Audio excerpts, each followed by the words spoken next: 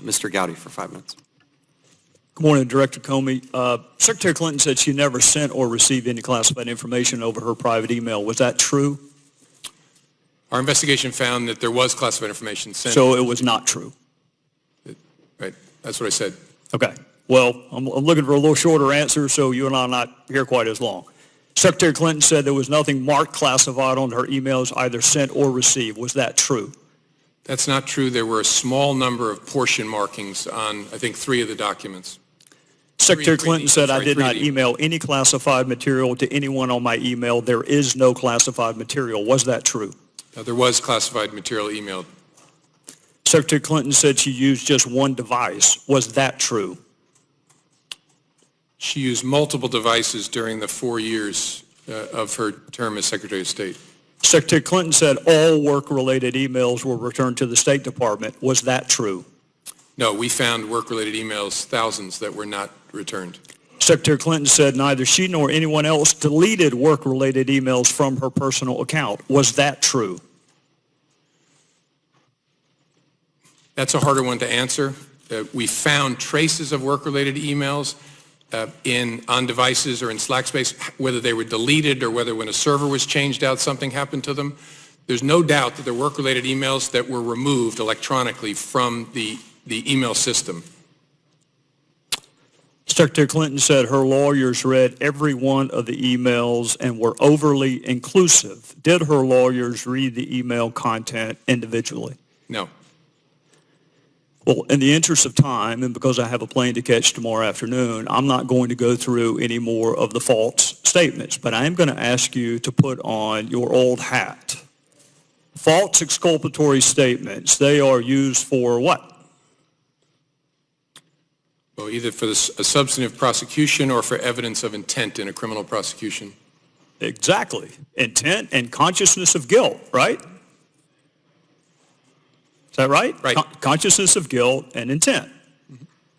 In your old job, you would prove intent, as you just referenced, by showing the jury evidence of a complex scheme that was designed for the very purpose of concealing the public record. And you would be arguing, in addition to concealment, the destruction that you and I just talked about, or certainly the failure to preserve. You would argue all of that under the heading of intent. You would also be arguing the pervasiveness of the scheme, when it started, when it ended, and the number of emails, whether they were originally classified or up-classified. You would argue all of that under the heading of intent.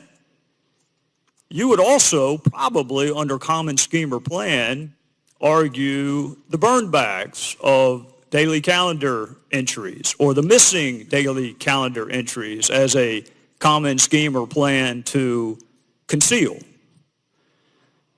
2 days ago, Director, you said a reasonable person in her position should have known a private email was no place to send and receive classified information. You're right, an average person does know not to do that.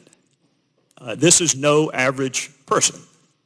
This is a former First Lady, a former United States Senator, and a former Secretary of State that the President now contends is the most competent, qualified person to be president since Jefferson.